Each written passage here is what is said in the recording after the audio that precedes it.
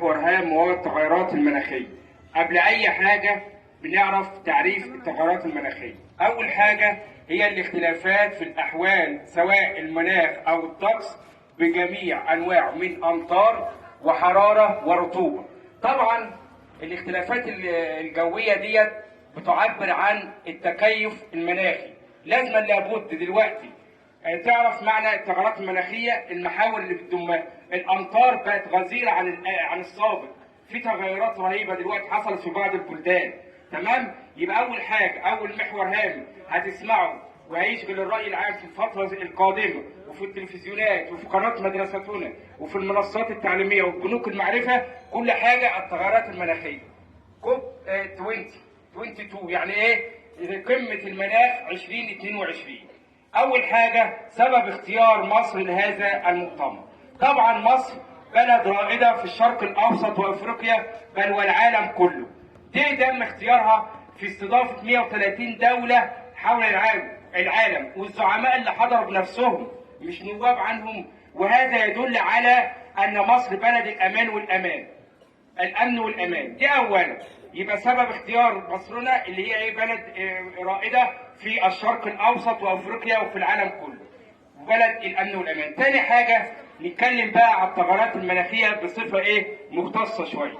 اول حاجه التغيرات المناخيه. نيجي بقى دلوقتي الصيف ما عادش زي الصيف زي الاول. الحراره من كثره الاحتباس الحراري اللي موجود في الكره الارضيه وثاني اكسيد الكربون وانشاء العديد من المصانع وقله النشاط الزراعي. دلوقتي ثاني اكسيد الكربون بقى في زياده مستمره. الاحتباس الحراري بقى ادى الى ارتفاع درجه الحراره صيفا بصوره غير مألوفه عن المعتاد. يعني الصيف ما عادش زي المعتاد دلوقتي. تمام. نيجي بقى على الشتاء، العكس برضك، امطار غزيره ورياح وغابات. طيب نيجي بقى على اسباب التغيرات المناخيه. اول حاجه يا جماعه ازاله الغابات بصوره مفرطه. يعني الغابات دي كانت ليها حمايه، ما ربنا ما خلقهاش كده، كانت بتثبت الهواء. ثانيا بتعمل ايه؟ بتبعث الغازات الاكسجين وتاخد ثاني اكسيد الكربون، ودي حاجه مهمه جدا للتنفس. كل دي ازاله الغابات بصوره مفرطه. ثاني حاجه يا جماعه حرق الوقود الاحفوري، ودي حاجه مهمه جدا. الوقود الاحفوري ده سبب من اسباب التغيرات المناخيه. وقمه المناخ يا جماعه اهم حاجه لازم نتكاتف معانا كطالب كمدرسه كقريه كبلد كلها، نتكاتف نشارك فيه. اول حاجه كمعلومه لازم تعرف التغيرات المناخيه دي وتتعامل معاها بعد كده.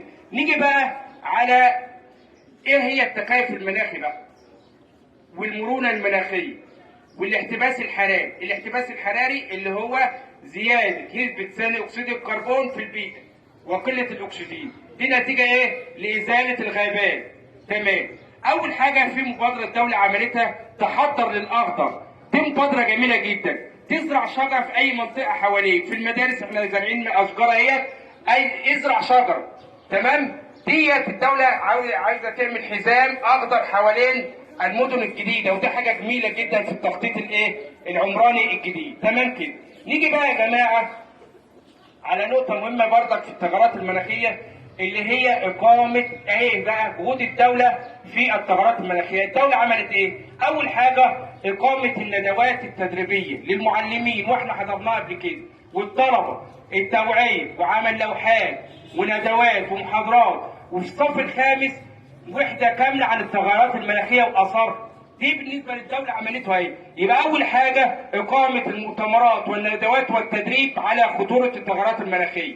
تمام كده. عملت ايه؟ سوف تقيم حزام اخضر حوالين مصر. دي التخطيط الجاي. تاني حاجه كل استخدام الوقود الاحفوري دي خطر جدا. تمام؟ نيجي بقى على نقطه مهمه جدا يا اولاد في التغيرات المناخيه برضك قبل ايه ما نكتب بقى. تمام.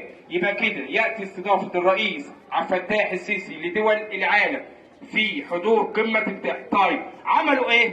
اول حاجه عملوا صفقات ومؤتمرات ومضوا عليها بحيث خطورة إزالة الغابات. ده حاولوا هيقننوه، عملوا اتفاقيات بخطورة إزالة الغابات بصورة مفرطة. واللي هيستخدم الغابات في الصناعات، يعني الصناعات مثلا معينة معتمدة على الغابات، منع تصديرها أو استيرادها. كده عملوها جريمه دوليه، اصل مش مصر بس اللي هتتاثر، يعني العالم كله. تمام كده يا جماعه؟ يبقى اول حاجه التغيرات المناخيه عرفنا معناها، عرفنا الملفات المرتبطه بها، وعرفنا ان الدوله استضافت الدول دي كلها. تمام كده؟ التكيف المناخي بقى، انت حصلت تغيرات مناخيه كده لازم انت تتكيف. التكيف المناخي دي يا جماعه الايه؟ الملائمه للظروف المناخيه التي حدثت بقى ونتعامل معاها. تمام كده؟ نيجي بقى على حاجه ثانيه يا جماعه، ايه هي؟ السلسله الغذائيه او التنوع البيولوجي. لازم تحترم التنوع البيولوجي. يعني ايه التنوع البيولوجي؟ كل البيئات التي تتكاثر معاها سواء بقى حيوانات او نباتات او محاصيل زراعيه، لازم هو ده التنوع اللي ربنا خلقه.